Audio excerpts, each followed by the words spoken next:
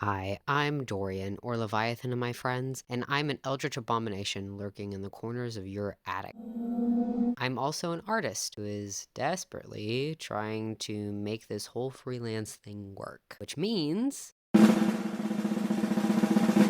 unfortunately, I have to use social media a lot. Between algorithms, when to post, platforms marking ad links as spam or bot behavior, social media can be a lot to handle for anyone. But hopefully I can help with that. In this video, I'll be giving you general tips and tricks to bully the algorithm into being nice to you, as well as explanations into a handful of social media platforms that I personally use quite a lot. Before we get into the thick of it, I wanted to talk about my Patreon. Patrons get early access to my videos, producer credits, and the ability to suggest topics, as well as access to all my high-res art, sketches that I don't post online, voting on fan art I create every month, and even cool merch. If you'd like to support this channel and our three darling cats, head on over to patreon.com/levinjackcreate. Now on to the video. So this is going to be the general tips section where I talk about everything that can be applied to every platform, more or less. Most importantly, you need to figure out what your niche or niches. I got my start around the time Dragon Age Inquisition was really a big thing. Now it's fallen off the bandwagon, so to speak. So at the moment, my other ones are Baldur's Gate 3 and D&D, and I post a lot of OC content or horror content. For you, that might mean you only do art of your original characters. You might only do art of, I don't know, Roblox, Fortnite, Overwatch characters. Any fandom you're particularly most interested in and most passionate in would be a good idea to sink your teeth into. You also got to keep in mind that some fandoms are going to be a lot more trendy than a lot of the other ones. Doesn't mean you can't post other things. Most certainly you can post other things. This leads into my next point, which is that you need to post consistently at a similar time every day. That doesn't have to be a full finished piece. It can be a work in progress. Just make sure that it's watermarked or put through glaze or nightshade before you post it as well. Study your analytics. If you are on a platform that allows analytics, try not to look too hard at the numbers or put too much worth into the numbers, but do know that the higher the number means the higher amount of people have seen it.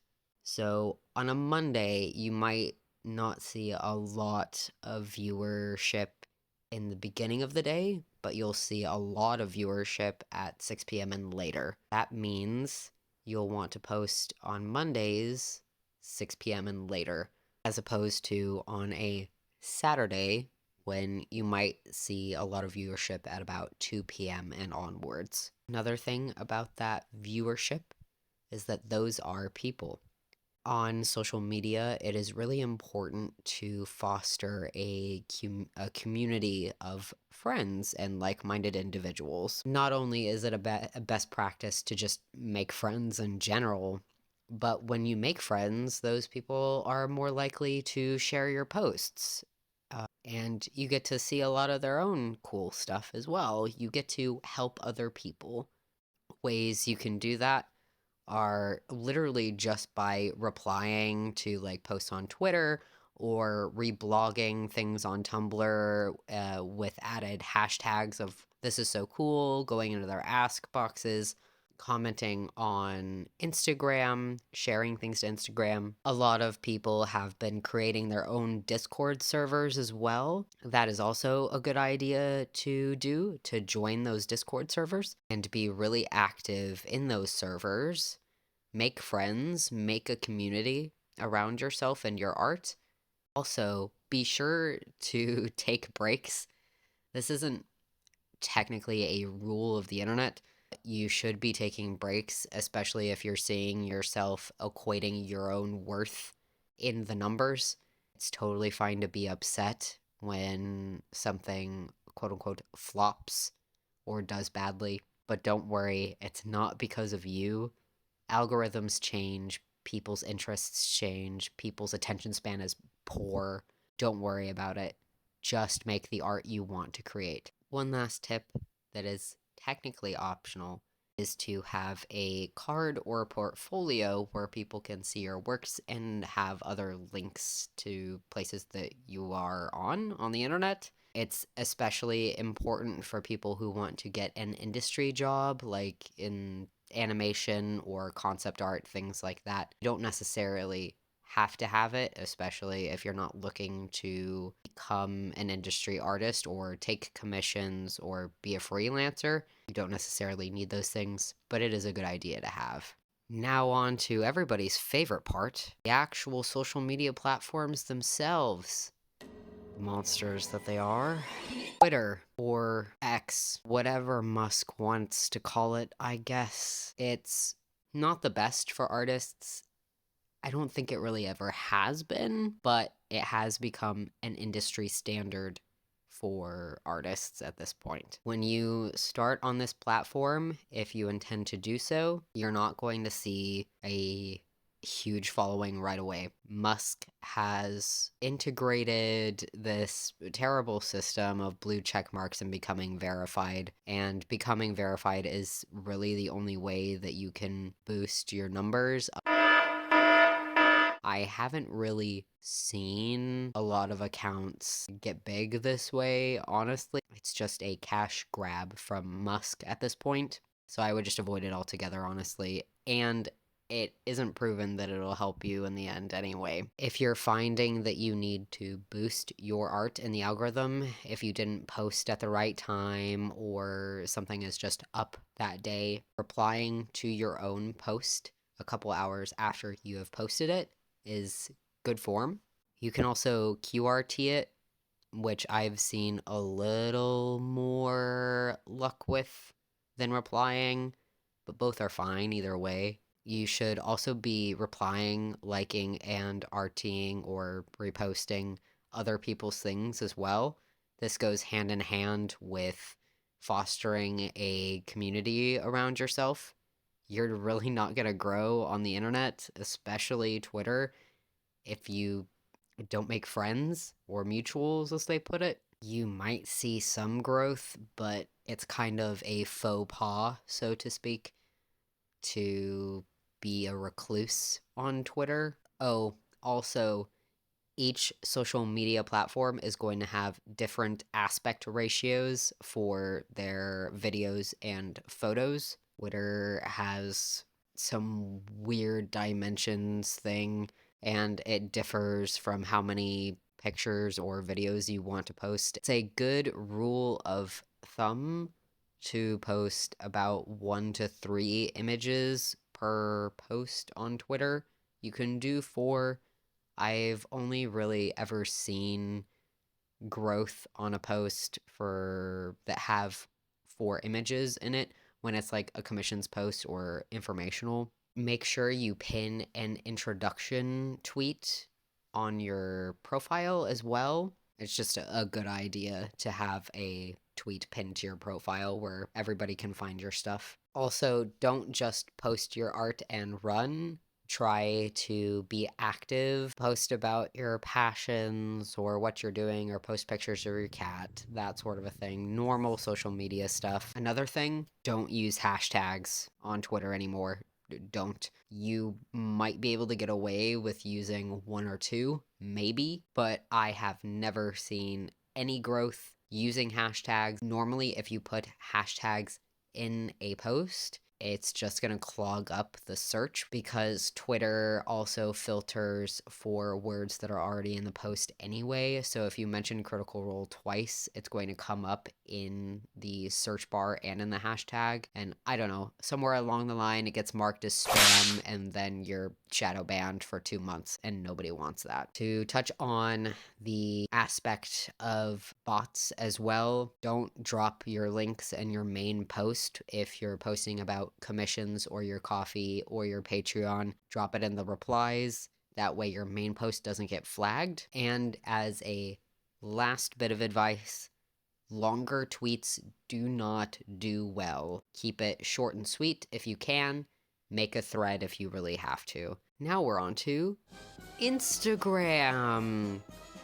Instagram is where I have seen the most growth recently. What I have found that has helped me personally is posting consistently. I post once per day at the very least, and it's always a reel first, and then I will post a carousel post, is what they call it now, later in the day in the evening, because most of my followers are American and are also just more active in the evening. Reels are incredibly important at the moment for Instagram. If you want to grow on Instagram, you need to be posting a reel every day. A lot of people are posting reels saying they can't get any likes, they can't get any interactions, and that their reels and their posts are failing consistently. That could be for a lot of different reasons. I might just be lucky in the algorithm, I'm not sure. I do think it's a little bit of not understanding how reels work or how you're supposed to be doing them. What I do now with my rituals in the morning is that I scroll through Instagram and I try to check the little sound at the bottom and see if it has that little bouncy check mark. That means that it's a trending audio. If you use trending audios consistently, you'll do fine. You also want to stick to trends within Reels, which sounds terrible. Really study what people are looking at, what is being pushed to your Reels page. For me, it's almost exclusively all artists. They're either doing some sort of trend that is asking a question and they get a lot of comments, which then boosts your reel within the algorithm and you get more views, or they are posting speed paints, they're posting short transition videos. Try to study your reels page and figure out what you want to post that day. And then personally, I post in the morning between about 9 a.m. to about 10:30. There's also a normal post function on Instagram. At the moment, they're really putting music onto those posts. I'm not sure why. I've been adding the music feature onto them just because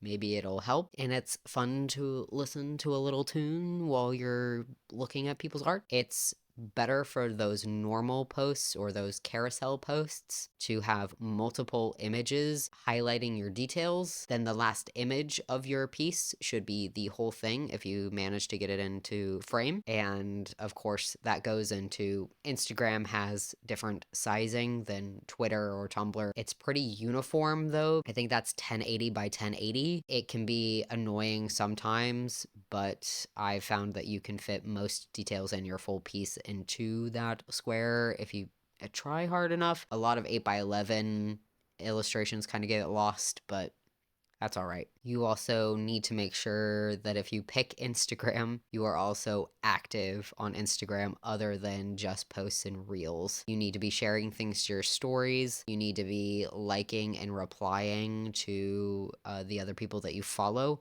Again, fostering a community. What I do is I just post little updates about commissions, or sometimes I ramble about things. Just use it like a normal social media platform and you'll be fine. You can also pin things to your profile now on Instagram. I'm pretty sure that's a feature for everybody. I'll have my commissions post pinned on my Instagram, or I will have my Patreon post. I think you can have up to 3 posts that you can have pinned to your profile. Within your carousel posts and your reels, you need to be thinking about hashtags. You need to use hashtags that are pointed at the people you want to bring in. So I will personally tag my videos with like Baldur's Gate 3 stuff because I'm really heavily into the fandom, or I'll use hashtags like fantasy art, fantasy illustration, digital art, digital artist, that sort of a thing, because that is my niche. I am a digital artist that posts a lot of fantasy content or fantasy adjacent content. But you do want to avoid some tags because they have been filled with the most random stuff or adult content. And if you post in those tags and you post consistently in those tags, you're going to get flagged as spam or as a bot, and the algorithm is going to nerf you significantly. Also, as a last point, keep in mind that Instagram is very aesthetics based. It always has been. Places like Tumblr and Twitter are not wholly aesthetics based. Sometimes they'll get attention, sometimes they won't. But on Instagram, if you can make things pretty and clean and proper or part of some internet subculture aesthetic, it's a good idea, just because that's what it was based on and that's what people are looking for when they go to Instagram. Tumblr. Oh, beloved, beloved Tumblr. It is a dumpster fire. It truly is. But I have been on this webbed site since 2012, so it's really carried me through a lot. This is kind of where everything gets thrown out of the window regarding rules. Tumblr doesn't have an algorithm. It is purely chronological, except for the things that are on your For You page, but I don't think anybody ever uses the For You page function on Tumblr anymore. Make sure you reblog posts, reblog your own posts, reblog your mother's posts. It's important. Posting every day is a good practice for Tumblr, but it is entirely optional. Depending on what hashtags you use, it could be days or weeks or months before your posts explode into notes. It takes a while. It really does. It's a slow build. So post when you want, really. You can post consistently if you really, really want to. I highly recommend it, but you don't have to whatsoever. Chaos. That's what Tumblr is. It also doesn't really matter when you post, and I will say that because there is a queue function and you can easily reblog your own things without any ramifications. The queue function is really important if you have like a commissions post. So personally, I will go in and gather a whole bunch of posts that I want to queue, and I will fill it up as much as I can, and I will do every other post my commissions post or my Patreon post. Every other post after that will be a fandom piece. The tagging system is important. You can put up to 20 tags on one post, I believe, and after that, all of the tags don't really matter. Having an art-only blog is also a good idea, just for a alternative portfolio site and where people can find only your art, just in case they don't want to see your reblogs and things like that. Also, on Tumblr, the way that you can get invested into your community is getting involved with ask games and giving people asks about their characters, about their art, tutorials, whatever you can. Just be very active in that sort of a thing. Pretty much the only way that you will exponentially grow on Tumblr is by reputation. And beloved YouTube, or not so beloved, I'm not sure yet. I don't know if YouTube has a specific algorithm. I feel like it does. I haven't cracked it yet. I'm pretty new to this platform. The only consistent algorithm that I have seen on YouTube is with YouTube Shorts. And even with YouTube Shorts, there doesn't tend to be a rhyme or a reason to it. I've seen things pop up onto my For You page, for lack of a better term, that the sounds aren't trending at all. They've been in use for like 2 to 3 years even. It just so happens that the post got lucky enough for some reason. Really, I think demographic and the content you're posting is probably what you need to focus on when it comes to YouTube. So for me, the subscribers that I want are digital artists, people that want to learn about digital art, people that really like cool character designs, neurodivergent people as well. That's who I'm creating content for, other than myself. I've seen YouTube shorts geared towards my demographic, but I will say that the core demographic are younger artists, children mostly, and those that are getting higher viewership that aren't children based are larger art channels. They've got a lot of subscribers already, so of course they're going to be gaining a lot of viewers. So I would really just stick to trending topics, finding your niche within YouTube itself, and just creating consistent content. That's all I can tell you for YouTube. I really can't tell what the algorithm is like on here. It is the Wild West as far as I am concerned. I hope that helped. At the very least, all you really need to take away from this is that you need to post consistently and you need to study your analytics. Don't expect to blow up overnight. That usually only happens to a lucky few. Be very active in 3 or less social media platforms and create a community that you can really rely on. You will get there. Just be persistent and know that you are worthy of the time and attention you want for your art. You will find your people. I promise. Special thank you to The Coffee Rain, Meg, Anonbi, Will, Nairuz, Court, Ghost, Isabella, Redeemer of Bad Himbos, Robin, Royal Rat, Vicarian's Babe, Mushroomy Tass, Wick, Delphinian Drow, Little Starlight, Impossible Rat Babies, Jordan TM, Estrella, Worcestershire Sauce, Hallie Pump, Fluffy Bunny Bottoms, Austin, Night Margie, Team Talltail, Bunny, Lux Coffin, Harley, Silas, Sunny, Latiners, Hooja, Katie, and Ren.